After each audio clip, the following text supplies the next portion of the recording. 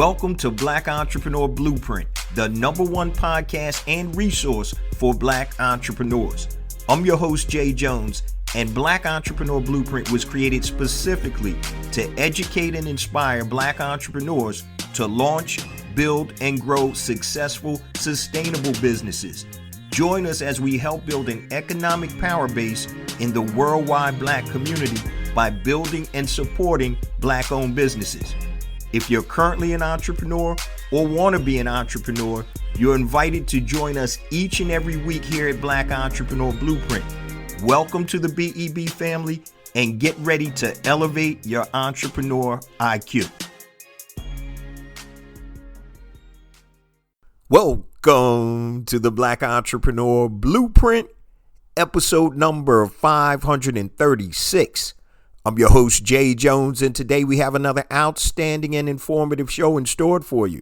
Today we're going to be doing a rebroadcast of one of our most downloaded and impactful episodes from March of 2023, titled What to Do When Things Aren't Working. Now, I've actually retitled the show to make it more impactful, and the new title is How to Fix Your Broken Business and Turn Failure into Success. And on today's show, I'm going to give you 4 steps to turn that broken business into a successful business. Now, let's get ready for today's show content. Today's show topic is what to do when things are not working out.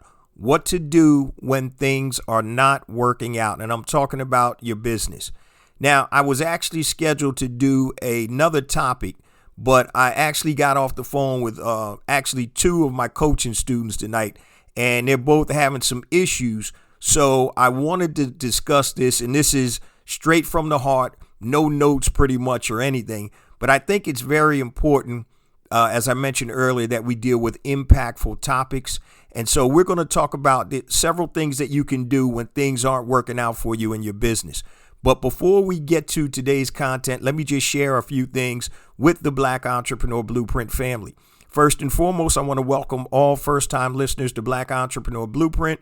Welcome to the BEB family. Please stick around until the end of today's broadcast, and I'm going to share all my social media contact information and resource links, such as the link to my latest book called Unlocking the Power of ChatGPT, the Ultimate Prompting Handbook for Beginners. You can go to unlockingchatgpt.com, unlockingchatgpt.com. If you're interested in learning to leverage and profit from artificial intelligence and ChatGPT, this is the book for you. Go to unlockingchatgpt.com.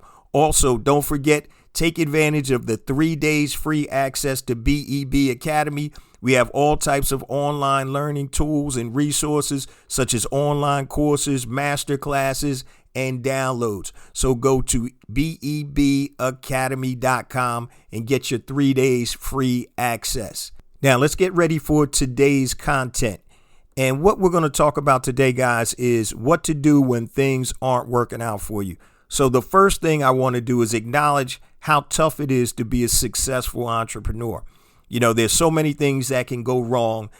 Being an entrepreneur, you really have to be on your game and to be committed and serious about it. You know, one of the things I always tell my coaching students is you have to be committed. Entrepreneurship, you know, that it's not a game. You don't play entrepreneurship. It's a science, it's a skill, and you have to understand and learn it. And once you understand certain principles, it's going to make it easier for you to be successful in any type of business endeavor that you embark on. So we're going to talk about a couple of things that you can do when things aren't working. And when I say things aren't working, that usually means that you're probably not making enough money to be sustainable for your business, or you may totally be unhappy with what you've created. You've created a Frankenstein monster business. Been there, done that. So, you know, as a serial entrepreneur for over 24, 25 plus years, you know, I've seen the gamuts of the highs and the lows and everything. And so for those of you who haven't heard my story, I've almost lost it all twice. Homes, cars, everything of value. And I was blessed to be able to come back both times and build 2 separate multi-million-dollar businesses. But that doesn't mean that I have the answers to everybody's questions, or even sometimes for my own. Because over my lifespan as an entrepreneur, I've started over 17 businesses. And if I could just off the top of my head, 5 of them were abject failures. 5 of them were so-so. I had a couple of good ones, probably 3 or 4 real good ones. And I've had about 2 or 3 great businesses. But along that way, that journey of 20 plus years, I've had a lot of failures. And so, but what I've been able to do, guys, is been able to learn from my failures. And people always ask me, they're like, man, what's your superpower? And my superpower is I'm not afraid to try things. Now, I'm not going to risk everything. I'm not going to be silly and just say, yeah, to hell with it. I'm pushing all the chips in. But I'm not afraid to try things. I'm not afraid to have negative feedback. I'm not afraid to fail, because I know that failure is a part of the process to reaching success. And so I couldn't be successful today without all of those failures that I've had through my entrepreneurial career. And so what we want to talk about today is what to do when things are not working out. And this is totally impromptu. And so it's probably not going to be that long, but I want it to be super impactful. So the first thing that I would recommend if things aren't working out is evaluate your product or service. Evaluate your product or service. Many times we think that we're the customer.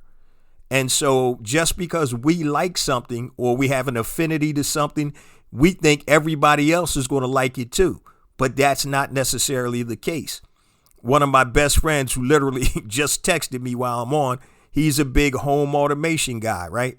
And he always loves gadgets and things of that nature. And he tried to start a home automation business where, you can come in the house, you hit a button, your lights go on to a certain setting, your air conditioning, your heat, the HVAC will go to a certain setting, the TV may come on and all of this stuff. And so he likes those gadgets. But what he basically was trying to sell everybody else this stuff. And if you don't have a target audience mapped out, you're going to be in trouble. And so what he found out was, especially coming out of the pandemic, a lot of people had some fiscal problems. Financially, they were in bad shape. So you have to understand who your market is and how to attack that market. And so he was trying to compete with, he was doing security systems, tying it into home automation. So he's trying to compete with companies like Ring, ADT, and these bigger brands that have a lot to offer, but they also have name recognition. And so when I was telling him, I'm like, dude, I said, you're a one-man shop. I said, if something happens to somebody's system, how fast can you correct it? And so those are some of the things that you have to think about. Evaluate your product or service. Now, if you have a niche and you're able to connect with that niche, then that's fine. And you know what that niche wants. There are people that are making a ton of money selling home automation. He just hasn't been able to find that pocket yet. And so eventually what happened was he started, he did it for about 6 or 7 months, wasn't making any money, and he ended up dropping the whole thing. And that's what happens a lot of times, especially if you're not really passionate about what you do. You're chasing paper instead of purpose. And when you don't get a quick return or a quick hit, what happens is that you're going to end up quitting. So the first thing I recommend is evaluate your product and or service. Okay. Now, the next thing I want you to do is evaluate your positioning. How have you positioned your product or service for success? Right? If you haven't positioned it correctly, you're not going to sell it. And so I give the example, and if you heard this before, bear with me. I give the example of years ago, I was called into one of the top 3 financial advisor firms in the country to do some consulting work. And they asked me to come in to be able to listen to their training class and see if I had any recommendations. Now, they're selling financial services, which I used to be back in the day a stockbroker. That's before they changed the name to financial advisor. Have, my Series 7, Series 63, and my Series 3, my commodities exam. And so as a financial advisor, your job is obviously to help people manage their money. So as I'm sitting in this training class, One of the ways that they told new financial advisors to get business was to go knock on doors in nice neighborhoods. And so they had it down to a science. You knock on the door, you stand back 3 feet, and then you say, hi, my name is whoever, I'm with, whatever company. I'm not going to call the company's name out. But if I say it, I guarantee 99.9% of you have heard the company. Okay. And I'm saying to myself, how are you positioning yourself as a successful financial advisor that people will want to use? So when I think of a financial advisor, I think of somebody that's in the office and they're handling and managing clients. Now, you're knocking on my door. You don't know who I am. I may have a nice house. You don't know if I need your services, and you're wasting time knocking on door. How are you positioning yourself as an expert financial advisor? And the question is, you're not. To me, you look like a peddler, because when I think of a financial advisor, if they're successful, they're not going to be knocking on random doors. They're going to be in the office working with their clients. So positioning, evaluate your positioning. Where are you positioning your product or service in the market? Are you a high-end product or service, a medium product or service, or a low-end product or service? How are you positioning? And so this may be one of the reasons that things aren't working out for you right now, because you haven't positioned your product or service or yourself correctly. Okay, if you're trying to sell a high-end product or service and things aren't aligned, I'll give you a perfect example. If you went into a Mercedes-Benz dealership and there was a dude in there with his half of his shirt tucked in, the other half hanging out of his pants, his tie isn't up, up to his neck, and he has a suit that's 3 sizes too big.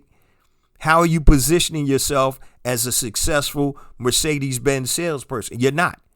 You don't look the part. So everything has to be aligned. And what we're talking about today, guys, is what to do when things aren't working. And I'm just giving you a couple of tips and things you may want to try. First one is evaluate your product or service. Is there a need for it? Do people want it? Many times people will buy what they want before what they need, right? You could have on sale an 80-inch TV screen, right? A TV for 80 inches in Walmart. That was $900 that you didn't plan on buying it. You don't need it, but you want it. Okay, so number one was evaluate your product or service. Number two, evaluate your positioning.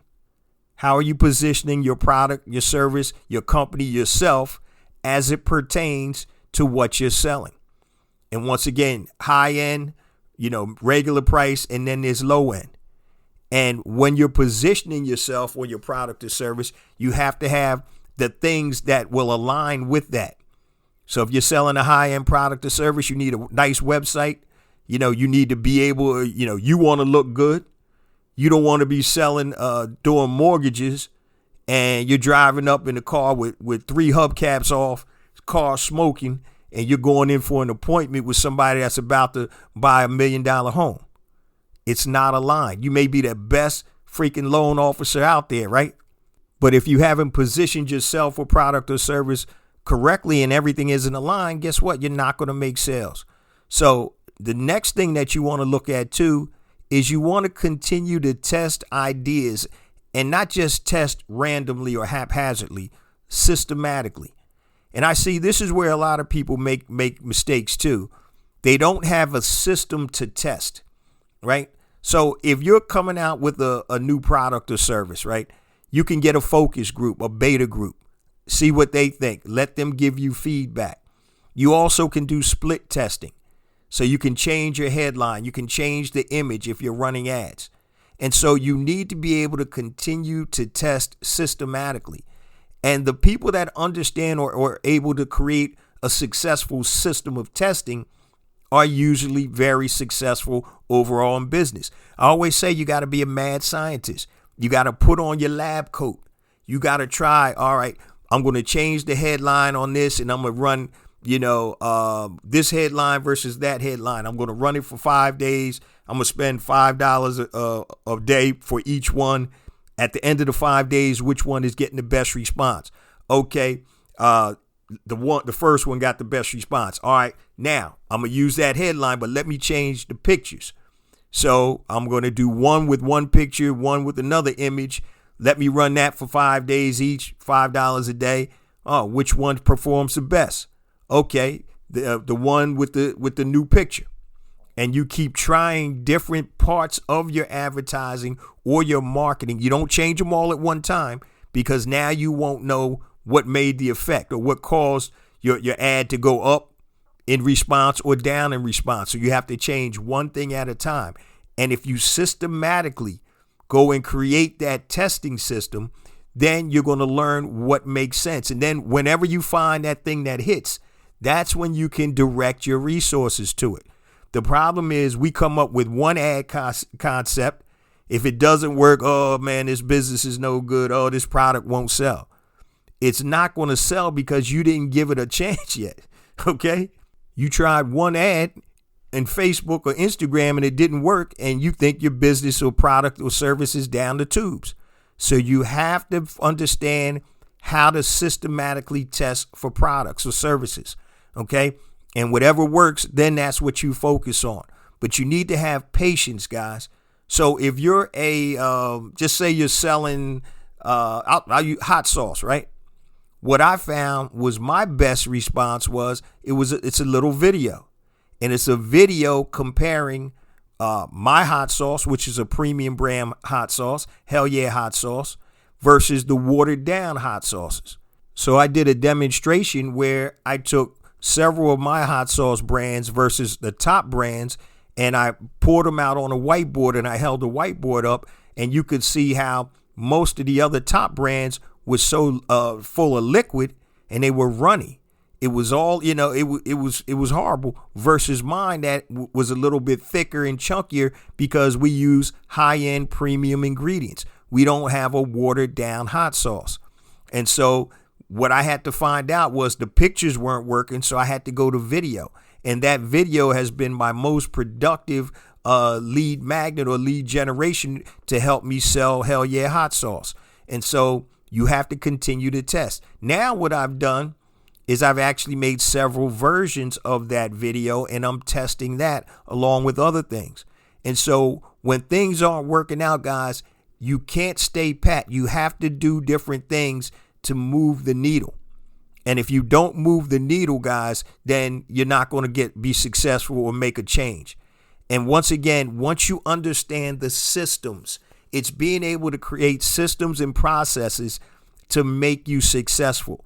And what I mean by that is it doesn't matter what your business is. It doesn't matter what you sell or whatever. If you have a formula that you can always go back to, then you can find out what's successful. And I know as an entrepreneur and business owner, a lot of times we fall in love with our products or services, right? They're our babies. It's like we created it, and damn if it, I'm gonna make this work.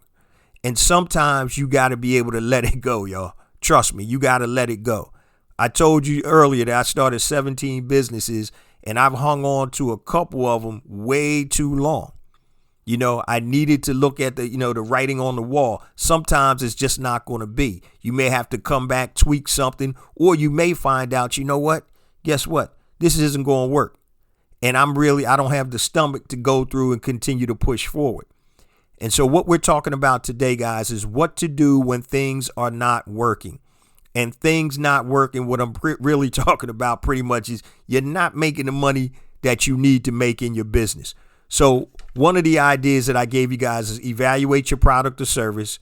The second one was evaluate your positioning. How are you positioning your product or service? Number three the third one is continue to test ideas and create a system for testing. Okay. And then once you find that out, guys, that's when you try to scale. Okay. That's when you try to scale. But if you look at it, as I said, as a mad scientist, meaning that, the deductive reasoning, okay, we're going to try this. We're going to try that. But I want to break down this real quick too about, your product and or service. So I always use problem, solution, result. If I can solve a problem, then I can find out who has that problem.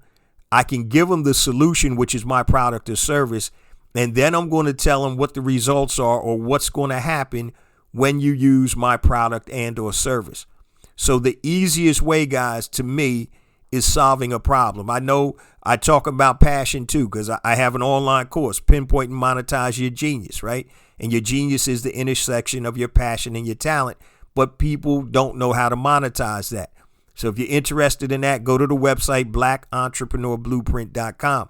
But the easiest way with less obstacles is finding a problem, creating a solution, and selling whatever that solution is. So let me give you a real life or an example here, right?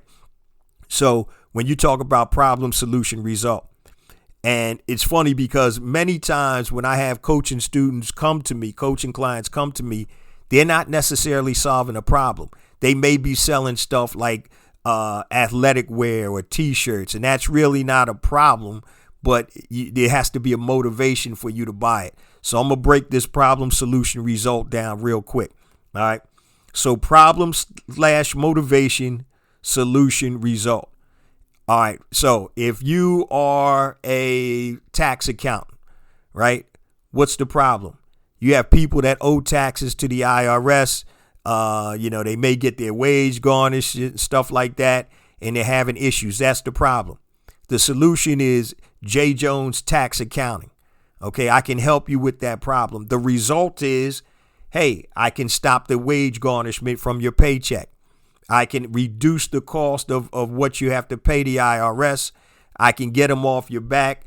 What does that mean to you? That means that, number one, I get more money in my paycheck because I'm not getting my wages garnished.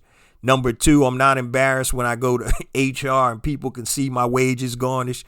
Number three, my wife or spouse or partner isn't pissed off because we hadn't got a tax return in years because it's all going to the taxes that I owe. Number four, whatever, another benefit. What else does that mean? I can start saving more money now. I can take that money and use it to put my kids in college, buy a new house or whatever. So it's problem, solution, result. What does it mean? And when you get to the what does it mean part, that's when you're getting into the psyche of your audience. Because we can just say problem, solution, result, but that doesn't tap into the psyche. It doesn't make somebody want to buy or purchase something. Okay. And that's why, in addition to doing some of the things that you can do when things aren't working, this is another one too. This is the simplest form of making money. Problem, solution, result. Okay. So let me give you an example. That was a service example, right? I'll give you a physical example, and I've used this one before, but bear with me. This show is off the cuff, right? It's just me basically turning on the mic and getting at it. So if I sold physical products, and I'll stick with my famous J. Jones insoles, what's the problem? Runners' feet are hurting, right? They can't run. The solution is the J. Jones insole. What's the result? Obviously, your feet won't hurt, right? But what does that mean to that runner? The first thing it could mean is that, hey, now they can run comfortably and, run more and get better exercise. Number two, if you're in the racing, you can start winning races. Number three, because now these insoles help you and you're not uncomfortable running, you can get back into shape. What does that mean? That means that I can lose weight. What does that mean? That means that I'll become healthier. What does that mean? That means that I can possibly live a longer life. And you can keep asking, what does that mean? What does that mean to the customer? So the problem was my feet hurt when I run. The solution was the J. Jones insoles. And the result was, obviously, my feet don't hurt. And what does that mean? I can run longer. I can exercise more. I can lose more weight. I can do this, do that, whatever. I can win the triathlon or whatever, the 5K. So you have to dig deep into the psyche. Okay. So we did the tax accountant one, which was a service. We just did the insoles, which was a physical product.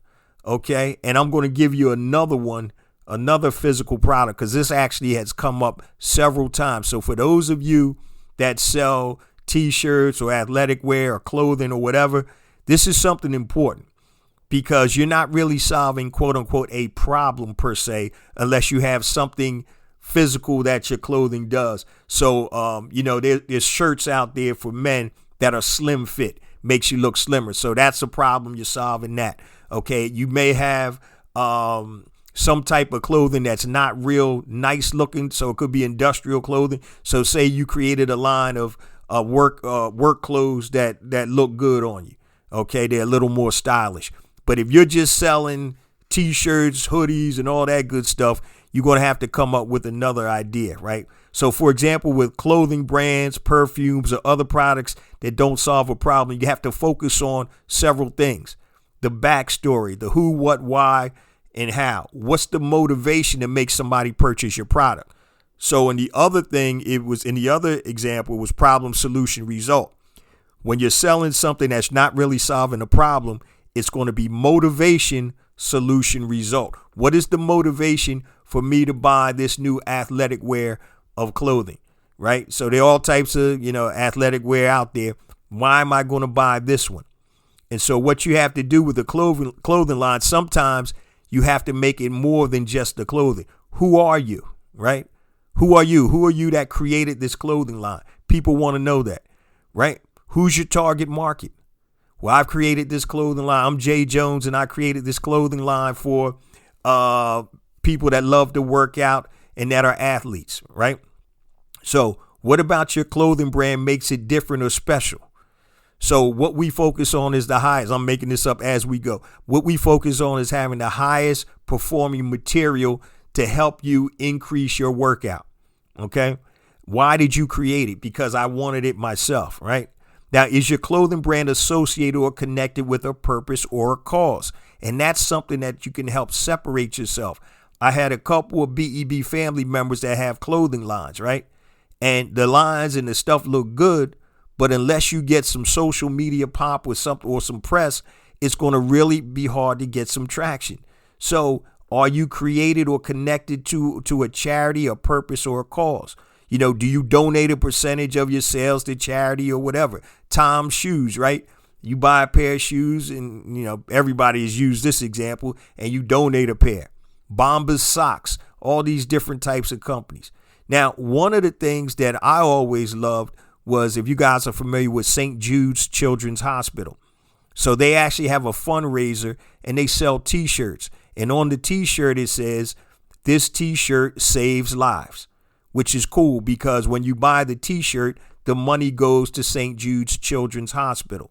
And so sometimes when you're selling things that aren't problem-solving products or services, you have to get into the psyche of the customer and let them know who you are. And I know a lot of times we don't want to be out front, but sometimes we're going to have to. Who you are, right? Who's your target customer? What makes your product or service different? Why did you create it? Is your clothing brand associated with any type of foundation or connected to a purpose or a cause? And do you donate any money based on your sales? How are you going to connect with that audience? What's going to make you stand out?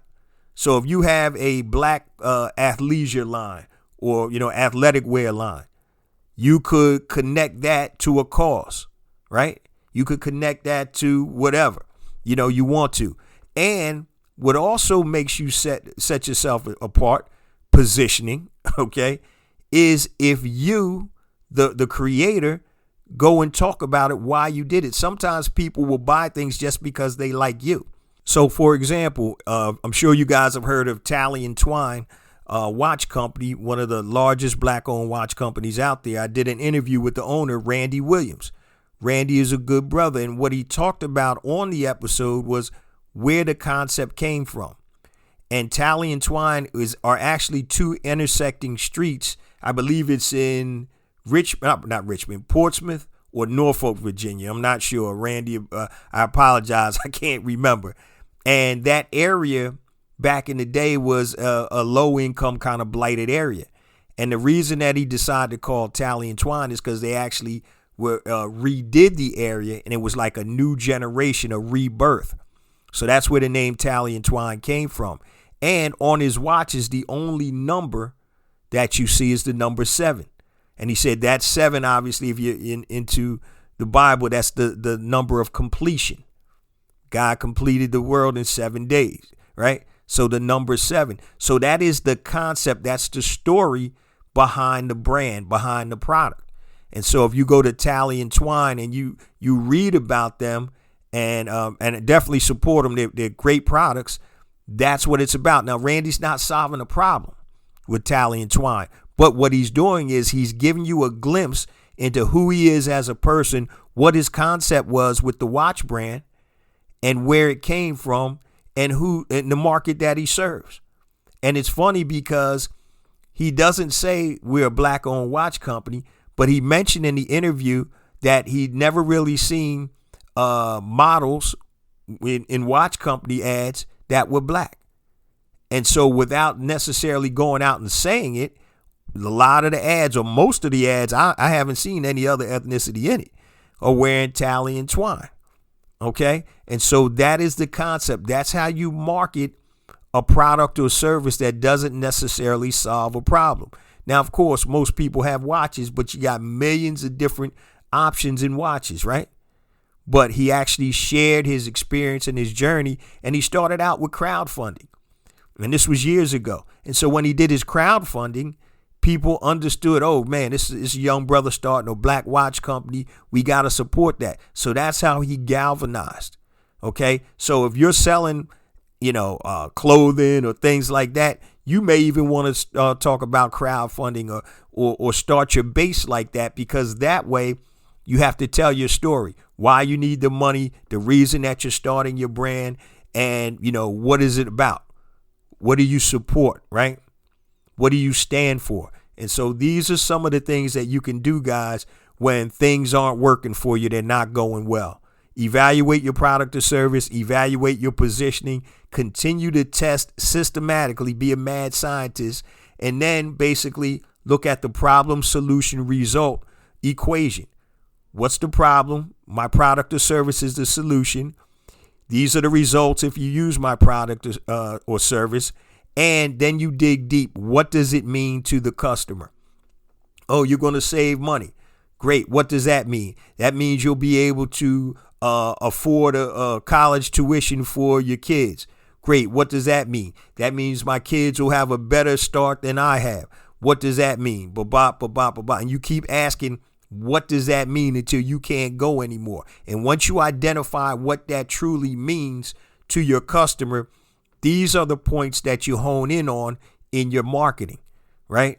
These are the points, because what you're selling, guys, you're not selling a product or service. In most cases, you're selling transformation. I'm transforming you from point A to point B. So in that example, as a tax accountant, right now you're at point A, you owe the IRS $50,000 and you're jacked up. Well, I'm not selling tax services or IRS tax services. What I'm selling you is peace of mind. I'm going to get that tax lien off. I'm going to stop the garnishment on your paycheck. I'm going to have more money come into your pocket. And now you'll be able to do this. What does that mean? What does that mean? And so on and so forth. So you're really selling transformation. And if you're not solving a problem, you have to create the motivation for somebody to buy your watch brand, to buy your T-shirts, to buy your hoodies, whatever you're selling, your perfume, your puzzles, whatever you're selling. And a lot of times that may mean for you to be the face of the product or the service you're selling.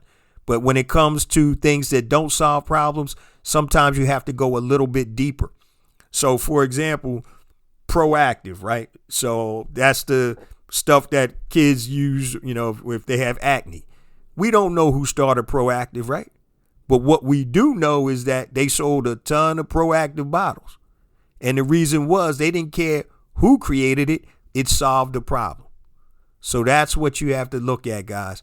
And hopefully this helps you out. This is an impromptu topic. I had another topic ready to go, but I thought this was super important and impactful because I know there's a lot of entrepreneurs out there that things aren't working out the way you want them to work. And I just want to give you a few tips on that. Before we close on out, guys, let me just give you my contact information and resource links. And I'm going to keep it super simple. So everything I'm about to say, guys, is on my website. Go to blackentrepreneurblueprint.com. If you want to take the shortcut, go to bebconnect.com. So I mentioned at the top of the show, my new book is out, Unlocking the Power of ChatGPT, the ultimate prompting handbook for beginners. Go to unlockingchatgpt.com, unlockingchatgpt.com to learn more. Also, BEB Academy, just go to the website, blackentrepreneurblueprint.com. Pinpoint and Monetize Your Genius, my online course, pound for pound, the best out there. Go to the website, blackentrepreneurblueprint.com. It's on the first page of the website. And also, if you're in the e-commerce, Brand Builder Academy Elite, BBA Elite, it is one of the top products out there in terms of being able to start a physical products brand or digital products brand. Once again, that's on the front page of the website, blackentrepreneurblueprint.com. Now, if you want to connect with me anything long, family, hit me on my email, jjones@blackentrepreneurblueprint.com, JAYJONES@blackentrepreneurblueprint.com. Facebook, Black Entrepreneur Blueprint. Twitter, jjones001, JAYJONES001. Instagram, I got 2 IG accounts. The first one is jjones for real, JAYJONES, the number 4, REAL. Second one is Black Entrepreneur Blueprint. YouTube, make sure you subscribe to my YouTube channel. Go to YouTube, type in Black Entrepreneur Blueprint, hit that subscribe button. I have additional content on YouTube that is not on the show. LinkedIn, just go to J Jones Black Entrepreneur Blueprint, and then you can find me on LinkedIn. And I think that's about it. So everything is on the website, guys. Make sure you utilize the website, blackentrepreneurblueprint.com. Now, before we close it on out too, I just want to give you guys some encouragement. I know entrepreneurship is no easy feat to be successful. Been there, done that, as I mentioned at the beginning of the show. But stay positive, keep pushing forward, and it's going to crack. It's going to break if you put enough pressure on it. A lot of times, like I said, we're not as committed as we need to be. So entrepreneurship is not a sport, guys. It's not a sport. It's a profession. And you have to understand and treat it like a profession. You're going to get out of it what you put into it. So make sure, guys, that you evaluate your product or service. You evaluate your positioning. Continue to test your products and or services. Test them systematically. You're a mad scientist, right? And find out what's working, and then you scale it up. But you have to have processes to be successful as an entrepreneur. So the things that I just told you right now, you can take those same steps or processes, and if you're diligent, if you do split testing, if you try things and take your time and work from a perspective of a scientist, deductive reasoning, hey, this doesn't work, let me tweak it and try this. And you have to have patience and commitment. And if you're able to do that and you can create that formula, you'll be able to use that formula with anything, any business, any product, any service.